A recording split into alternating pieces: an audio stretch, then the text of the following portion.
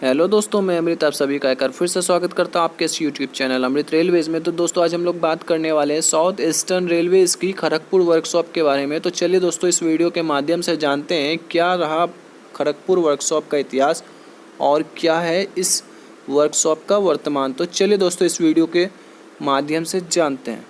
तो दोस्तों वीडियो शुरू करने से पहले मैं कहना चाहता हूं जो लोग हमारे चैनल पर नए हैं कृपया हमारे चैनल को सब्सक्राइब कर ले और बेल आइकन को जरूर दबाएं ताकि आपसे मिलने वाली नोटिफिकेशन सबसे पहले पहुंचे आप तक।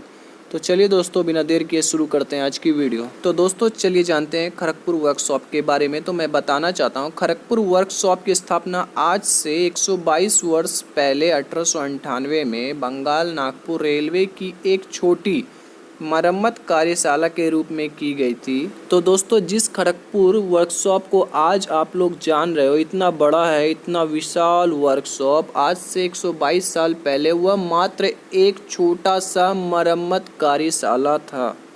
मतलब एक मरम्मत कार्यशाला के रूप में उसको बनाया गया था। और साथ ही दोस्तों खड़गपुर कारखाना भारतीय रेलवे की सबसे बड़ी रखरखाव कारखाना बनने के लिए और विकसित हुई, मतलब पहले से और ज़्यादा विकसित हुई। इसे भारतीय रेलवे की एकमात्र कारखाना होने का अनोखा गौरव प्राप्त है जो सभी प्रकार के रोलिंग स्टॉक के साथ संबंधित है। उदाहरण के तौर पे अगर हम लोग बात करें तो coach, EMU, DMU, MEMU, SP, ART, SP, ARME, tower cars, diesel locomotive, electric locomotive, diesel crane और वैगन। तो चलिए दोस्तों मैंने अभी ईएमयू, डीएमयू, एमईएमयू, एसपीआर जो भी बताया, चलिए उन सभी का फुल फॉर्म मैं आप सभी को तुरंत बता देता हूँ। ईएमयू का मतलब होता है इलेक्ट्रिक मल्टीपल यूनिट, मेमू का मतलब main line electrical multiple unit, DEMU का मतलब डीजल मल्टीपल यूनिट, एसपीएआरटी का मतलब self propelled accident relief train. और साथ ही दोस्तों मैं आप सभी को बताना चाहता हूँ वर्कशॉप में रोलिंग स्टॉक कंपोनेंट और पुर्जों की एक बड़ी संख्या का निर्माण भी किया जाता है। इसके अलावा डीजल पीओएच का मतलब पेरियोडिकल ओवरहॉलिंग, मतलब हर एक 18 महीने में इसे मरम्मत किया जाता है। तो दोस्तों जैसा कि मैं आप सभी को बता रहा था डीजल पीओएच में कॉइल मैन्युफैक्चरिंग सहित ट्रैक्शन मशीनों को फिर से चालू करने की सुविधा है। इस वर्कशॉप से जुड़े सुपरवाइज़र ट्रेनिंग सेंटर को डीजल लोकोमोटिव ड्राइवर्स के ट्रेनिंग के लिए एक सिमुलेटर प्रदान किया गया है। अपनी और साथ ही दोस्तों अपनी पिछली उपलब्धि और शानदार विरासत के आधार पर वर्कशॉप ने नई सहस्त्राब्दी की आर्थिक और टेक्निकल चुनौती का सामना करने के लिए खुद को तैयार किया है। चलिए दोस्तों अब हम लोग बात करते हैं खड़गपुर वर्कशॉप में कौन कौन से प्रमुख शॉप हैं। तो चलिए मैं बताना चाहता हूँ सबसे पहले स्मृति शॉप जिसके अंतर्गत बियरिंग की रिपेयरिंग की जाती है, व्हील शॉप जिसमें चक्कों का मरम्मत या चक्का बनाया जाता है जो कि सीएनसी मशीन द्वारा बनाया जाता है, पेंट शॉप जहाँ पे कि पेंटिंग वगैरह का काम होता है, ब्रेक शॉप जहाँ पर कि ब्रेक बनाया जाता है, ब्रेकिंग सिस्टम का टेस्ट किया जाता है एससीटीआर की मदद से। एससीटीआर की मदद से बोले तो सिंगल कोच टेस्ट रिग्स की मदद से, साथ में पाइपलाइन, एयर फ्लो और ब्रेक्स का मरम्मत किया जाता है। और मैं बताना चाहता हूँ इधर में कैरेज शॉप, वैगन शॉप और ना जाने कितने शॉप हैं। दोस्तों अगर हम लोग बात करें खड़गपुर वर्कशॉप की क्षेत्रफल की, मतलब ये कितने क्षेत्रफल में फैला हुआ है, तो मैं आपको बताना चाहता हूँ यह 150 एकड़ के क्षेत्रफल में फैला हुआ है जिसके अंतर्गत मेन वर्कशॉप 101 एकड़ और वैगन वर्कशॉप लगभग 49 एकड़ में फैला हुआ है जिसके अंतर्गत टोटल 55 शॉप हैं। मैंने अभी कुछ शॉप का नाम आप लोगों को बताया। और दोस्तों अगर हम लोग इन सभी 55 शॉप्स की बात करें कि यह कितने क्षेत्रफल में फैला हुआ है तो यह 0.32 स्क्वायर किलोमीटर में फैला हुआ है।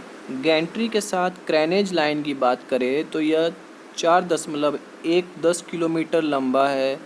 ट्रांसवर्स लाइन 2.6 किलोमीटर लंबा है। ट्रैक की लंबाई की बात करें मतलब टोटल खड़गपुर वर्कशॉप के अंदर टोटल ट्रैक्स की लंबाई की बात करें तो 87.5 किलोमीटर लंबा ट्रैक पूरा खड़गपुर वर्कशॉप के अंदर है जिसके अंतर्गत मेन वर्कशॉप में 54.53 किलोमीटर और वैगन शॉप में 19.25 किलोमीटर लंबा ट्रैक पूरा बिछा हुआ है वर्कशॉप के अंदर। और साथ ही दोस्तों यार्ड लाइन की बात करें तो मेन और वैगन शॉप के बीच मतलब सभी जगह मिला करके 13.72 किलोमीटर लंबा ट्रैक बिछा हुआ है। चलिए अब हम लोग बात करते हैं वर्कशॉप के अंदर जो रोड बना हुआ है उसकी लंबाई क्या है। तो रोड की लंबाई 24.20 किलोमीटर है, जिसके अंतर्गत मेन वर्कशॉप में 14.36 किलोमीटर लंबा रोड और वैगन शॉप में 6.5 किलोमीटर लंबा रोड बना हुआ है। मतलब एक साथ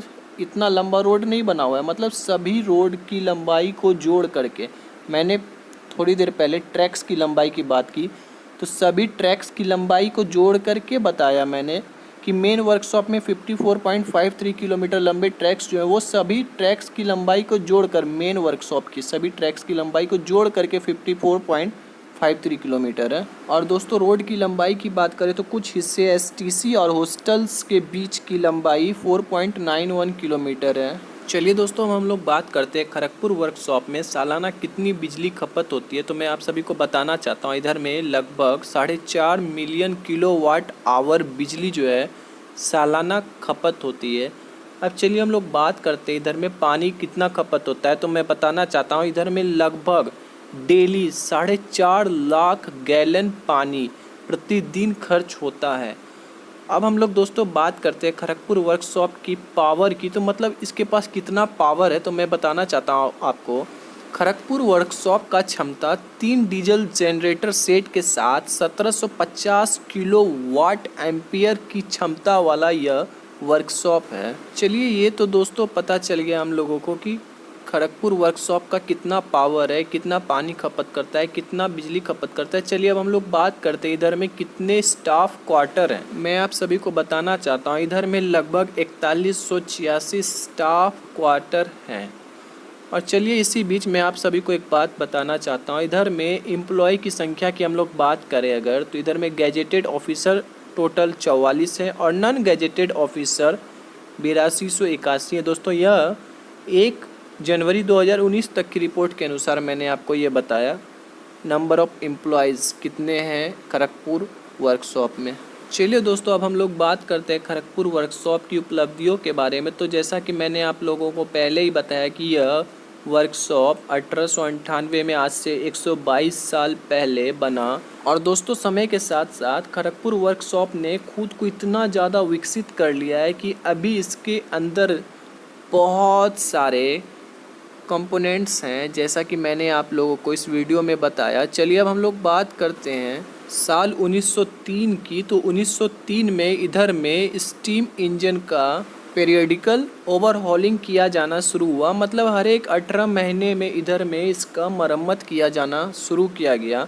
अब हम लोग बात करते हैं साल 1917 की। तो इसमें कोचेज़ और वैगन्स का POH किया जाना शुरू किया गया। मतलब पीरियडिकल ओवरहॉलिंग जैसा कि मैंने आप लोगों को बताया 18 महीने में मरम्मत किया जाना शुरू किया गया। उसके बाद वर्ष 1963 में इसी तरह डीजल लोकोमोटिव्स का मरम्मत किया जाना शुरू किया गया। 1985 में ई लोको और EMU का पीरियडिकल ओवरहॉलिंग किया जाना शुरू किया गया। चलिए दोस्तों अब हम लोग चलते हैं 2009 में। तो 2009 में इधर में इंटरमीडिएट ओवरहॉलिंग ICF बोगी की जाने लगी। इंटरमीडिएट ओवरहॉलिंग का मतलब हर एक 9 महीने में मरम्मत किया जाना शुरू किया गया। वर्ष 2014 में इधर में DMU फैक्ट्री हल्दिया में बनाया गया। उसके बाद 2019 में intermediate overhauling of LHB bogies to division मतलब कि इधर में फिर LHB बोगीज़ का इंटरमीडिएट ओवरहॉलिंग शुरू किया गया।